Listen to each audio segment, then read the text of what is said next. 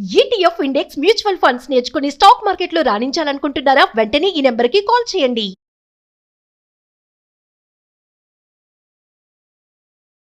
గురుగారు నమస్కారం. అమ్మా శుభం తల్లి.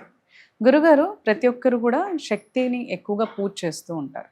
ఇలా ఎక్కువగా శక్తిని ఉపాసించే వాళ్ళ వల్ల అంటే దానివల్ల కలిగే లాభాలు ఏంటంటారు అసలు? శక్తి ఆ పదంలోనే పవర్ అని తెలుస్తుంది. అంటే శక్తి అంటే మనలో చాలా గొప్పగా బలంగా మరి మన పనులు చేయడానికి వీలైనటువంటి ఎనర్జీ అనేటువంటి తేటతెల్లం శక్తి అవుతుంది. అమ్మవారి రూపంలోనే మనం కొలుచుకుంటాం. అమ్మవారు అయ్యవార్లు కూడా శక్తి స్వరూపులే. ముఖ్యంగా అమ్మవారు మీరు అన్నట్టుగా అమ్మవారి మీద ఎక్కువగా దృష్టి పెట్టి వాళ్ళని కొలుస్తూ ఉంటారు. ఆదిపరాశక్తి అని, కాళిక అమ్మవారని, దుర్గని, ఇలా వరాహి మాత అని, ఇలా చాలా తల్లుల్ని మనం పూజ చేస్తూ ఉంటాం. శక్తి సర్వత్రా ఉంటుంది, మిళితమై ఉంటుంది, వ్యాప్తి చెంది ఉంటుంది, ప్రసరిస్తూ ఉంటుంది అన్ని లోకాల్లో. శక్తి లేని లోకం లేదు. ప్రతి వాళ్ళకి శక్తి అవసరము.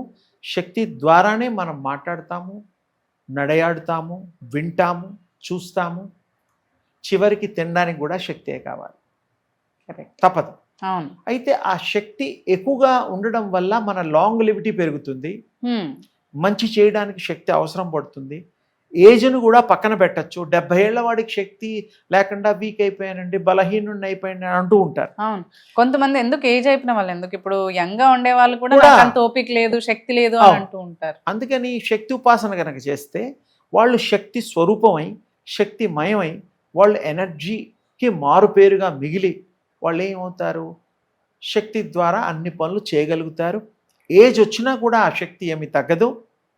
అంటే ఇప్పుడు శక్తిగా మాట్లాడుకుంటే ఓన్లీ బాడీ పరంగానే ఇంప్రూవ్ అవుతుంది అంటే ఆత్మపరంగా, మానసిక పరంగా అన్ని ఆల్ ఇన్ వన్ అన్ని కూడా మనం అన్ని డెవలప్ అవుతాయి.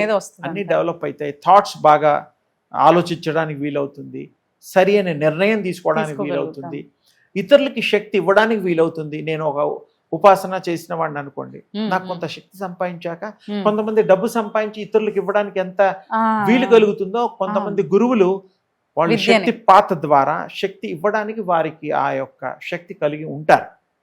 వాళ్ళకి నచ్చిన వాళ్ళకి ఇస్తూ ఉంటారు, అర్హత కలిగిన వాళ్ళకి. అర్హత లేకుండా మరి ఉద్యోగాలు కూడా రావు, చదువు రాదు, ఎవరు మనని గౌరవించరు ఈ సమాజంలో. దీని శక్తి అవసరము. శక్తి అన్ని విధాలుగా అన్ని కోణాల్లో మనం శక్తి అవసరం అనేది నిర్ధారణ అయిపోయింది. అందుకని మనం శక్తిని సంపాదించడానికి ధ్యానము చాలా అవసరం, ఏకాగ్రత అవసరం. ఉదయం బ్రాహ్మీ ముహూర్తంలో కనుక చేస్తే ఇంకా ఎక్కువగా న్యూట్రల్ వేవ్స్ ఉంటాయి కాబట్టి శక్తి అంటే కామ్ అండ్ క్వైట్గా కూడా ఉంటుంది అందరికీ. 3 o'clock to 5:30 లోపుగా మనం గనక టైం పెట్టుకొని చేస్తే ఆ యొక్క దివ్య శక్తి పుంఖాలుగా విస్తరిల్లి విరాజిల్లుతూ ఉంటుంది. అప్పుడు మన బాడీలో కూడా తీసుకునే శక్తి ఉంది. శక్తి ఉపాసన అంటే దేవుడి దగ్గర కూర్చుని ప్రార్థించడం చెయ్యొచ్చు. మీరు రూమ్ లో ఉండొచ్చు, మీకు ఓపెన్ గా ఉండే ప్రదేశాల్లో కానీ మీకు ఇష్టమైన చోట మీరు కూర్చొని చెయ్యొచ్చు. ఆ చేసినప్పుడు ప్రశాంతతగా ఉండేటువంటి స్థలాన్ని ఏరుకోవాలి. లేకపోతే డిస్టర్బెన్స్ ఉన్న చోట మీరు ఆ డిస్టర్బెన్స్ రాదు, పెట్టలేమంటారు. అవును. అందుకని మీరు ఆ యొక్క ఎంచుకునేటువంటి స్థలం ఇంపార్టెంట్. కొంతమంది ఒకటే రూమ్లో రెగ్యులర్గా చేస్తూ ఉంటే ఆ రెగ్యులర్గా చేసే రూమ్లో ఎక్కువ ఎనర్జీ కలిగి ఉంటుంది. కొంతమంది చేపలు వాడతారు. ఆ చేపలు రెగ్యులర్గా వాడే వాళ్ళ దీంట్లో ఒక విచిత్రం ఉన్నది, ఒక సర్ప్రైజ్ ఉన్నది, ఒక ఆశ్చర్యం ఉన్నది. వేరే వాళ్ళు వచ్చి కూర్చుంటే వాళ్ళకి కొంతమందికి బాగా తపస్సు చేసుకునే వాళ్ళు, బాగా కాన్సన్ట్రేట్ చేసి ఒక స్థాయిలోకి ఉండే వాళ్ళ ఆసనం గనక ముట్టుకున్నా కూర్చున్నా మీకు ఆ వేడి తగులుతుంది. ఇది ఇంకో అడ్వాన్స్గా చెప్తున్నా, తప్పకుండా. అందుకని మనం ఎవరి వస్తువులైనా వాడేటప్పుడు, ఎవరి ఆసనాల్లో కూర్చునేటప్పుడు జాగ్రత్తలు వహించాలి. మంచిదే, ఆ వైబ్స్ మంచిదే, ఆ శక్తి మంచిదే. కానీ మీరు కూడా శక్తి స్వీకరించే స్థితిలో ఉంటే అది మీకు మంచికి ఇంకెక్కువగా పెంపొందించడానికి ఉంటుంది. చెడేమీ చెయ్యదు, అంతగా మీరు ఫీల్ అవుతారు అనేటువంటి ఉదాహరణ చెప్పా. మీరు కూడా మనం ఒక రూమ్లో చక్కగా కూర్చొని బాసం పెట్టేసుకొనో లేకపోతే మీకు ఫ్రీ స్టైల్ ఎలాగైనా సరే మనస్సుతో చేసేది కాబట్టి, మనసు కేంద్రం కాబట్టి ఏకాగ్రతకి మనస్సు చాలా మరి నిష్టగా పెట్టుకోవాలి. ఉండాలి. నిష్ట అంటే బయట ముట్టుకోకపోవడాలు తినకపోవడాలు కాదమ్మా, మానసిక నిష్ట అంటే ఏకాగ్రత. అది గనక మనం పెట్టుకుంటే తప్పకుండా మనకి ఏకాగ్రత కుదురుతుంది, మనం అనుకున్నవి సాధించగలుగుతాము, ఇతరులకు కూడా మనం ఆ శక్తి ప్రసరణ కూడా చేయగలుగుతాము, ఇతరుల మంచి కోరగలుగుతాము, వారికి కూడా మంచి ఇవ్వగలుగుతాము.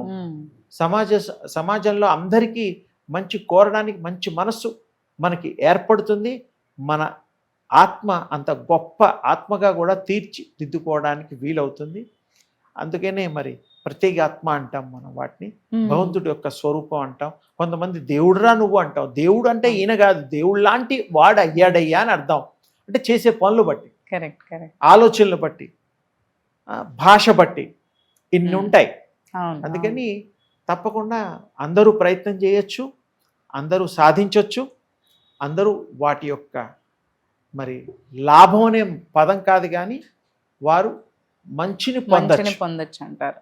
బ్రాహ్మీ ముహూర్తంలో కనుక మంచిగా చేస్తే అది ఇంకెక్కువగా ఎఫెక్ట్గా ఉంటుంది. బ్రాహ్మీ ముహూర్తంలో మామూలుగా కూడా చేసుకోవచ్చు. ఒకసారి రీచ్ అయిన తర్వాత మీరు ఎప్పుడు ఎక్కడ కూర్చున్నా కూడా మీకు వెళ్ళిపోతారు, అందులో కాంటాక్ట్ అయిపోతారు, దేవుడికి కనెక్ట్ అయిపోతారు. అంటే దీనికి పర్టికులర్ గా ఇంత కాలం చేస్తేనే అంటే ఇంట్రెస్ట్ తో కూర్చుని ఒక వారం రోజులో 10 రోజుల్లో ప్రాక్టీస్ చేస్తే కొంచెం అలవాటు అయిపోతుంది. మీకే దాంట్లో ఉండే మంచి తనం మీకు అర్థమైపోతుంది, కూర్చోవాలనిపిస్తుంది, బుద్ధి పుడుతుంది. దీన్ని ఎలా చేయాలంటే మామూలుగా రూమ్ ఎంచుకోండి, దేవుడి రూమ్ అయినా విడిగా రూమ్ అయినా. రెగ్యులర్గా వేరే వాళ్ళు అక్కడ వచ్చి చేసుకోకుండా వాడని రూములు కావాలి. దేవుడి రూమ్ అంటే మీరు దేవుడు తప్ప ఎవరు ఉండరు. మరి ఇంట్లో వాళ్ళు కూడా దండం పెట్టుకుంటారు, కొంతమంది లోపలికి వస్తారు, కొంతమంది బయట నుంచే పెట్టుకుంటారు. ఏదైనా ఆ యొక్క దివ్య శక్తి యొక్క ప్రసరణ ఆ రూమ్ అంతా వ్యాప్తి చెంది ఉంటుంది కాబట్టి మంచి కృపనే కలిగిస్తాడు దేవుడు. కాబట్టి మనం ఎంచుకోవచ్చు. ఆహారంలో కూడా కొంతవరకు మనం సాత్విక ఆహారాన్ని స్వీకరిస్తూ మరి మంచి భావంతో దైవ చింతనతో గనక మనం చేయగలిగితే ఉపాసన కానీ తపస్సు కానీ ఇత్యాది అన్నీ కూడా వాళ్ళు సఫలీకృతులు అవుతారు ఖచ్చితంగా, సందేహమే లేదు ఇందులో. తప్పకుండా పరీక్ష గట్టిగా చదివినవాడు పాస్ అయినట్టుగా. కరెక్ట్. ఇది కూడా బాగా ఇంట్రెస్ట్గా చేసిన వాళ్ళకి వారు భగవంతుడు ఇష్టము ఆ ఇంట్రెస్ట్ అనేది పెరుగుతుంది. తప్పకుండా మంచి జరుగుతుంది. అందరూ ప్రాక్టీస్ చేసి మంచిని పొందండి. అలాగే గురువు. శుభం తల్లి. ధన్యవాదాలు.